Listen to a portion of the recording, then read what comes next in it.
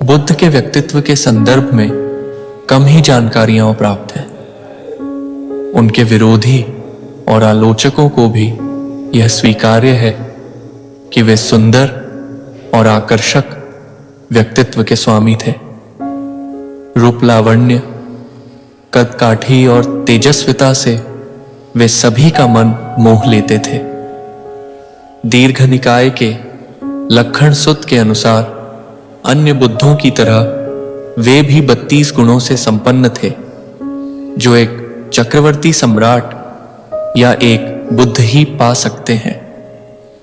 काली आंखें, लंबी जिह्वा, हथेली का घुटनों से नीचे तक पहुंचना आदि गुण उपर्युक्त लक्षणों के कुछ उदाहरण हैं। बुद्ध की वाणी के 8 लक्षण मान्य हैं: प्रवाहबद्धता, स्पष्टता एवं सुबोधता, मधुरता, कुशलता, अनुबंधता, परिस्फुटता, गांभीर्य तथा विनयशील। बुद्ध 8 प्रकार का सभाओं को संबोधित करते थे: कुलीनों की सभा, विद्वान जनों की सभा, गृहस्थों की सभा, सन्यासी, चातुर महाराज, तावतिंस लोक के देवगण और मार सभा। उनकी चर्चा इस प्रकार थी कि वे प्रत्यूष काल में उठकर नित्य कर्मों से निवृत्त हो एकांतवास करते थे।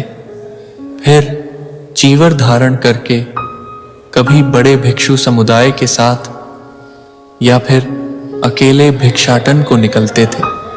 जब वे अकेले भिक्षाटन को जाते तो अपनी कुटिया का द्वार बंद करते थे।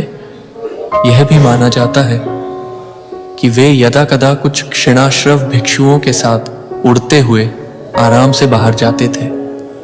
यहाँ क्षीणाश्रव का अर्थ होता है जिसके आश्रव क्षीण हो चुके हैं। वैसे अरहंत भिक्षु भिक्षाटन के बाद वे अपने पैर धोते, फिर भिक्षुओं से समाधि आदि विषयों पर चर्चा करते या फिर उन्हें शिक्षा देते। समय मिलने पर ही वे आराम या शयन करते थे।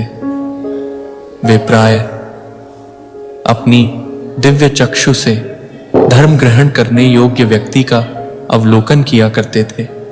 शाम को वे फिर स्नान करते और रात के पहले प्रहर तक भिक्षुओं को मार्गदेशना देते थे। दूसरे प्रहर में देवों को धम्मदेशना देते थे। रात्रि के अंतिम पहर वे चंक्रमण करते या फिर समाधिस्थ अवस्था में रहते थे। उसके बाद ही वे शयन करते थे। अगले दिन आंखें खुलने पर वे पुनः धर्मदेशना के याज्ञ व्यक्तियों का अवलोकन करते। यह तथागत बुद्ध की दिनचर्या हुआ करती थी।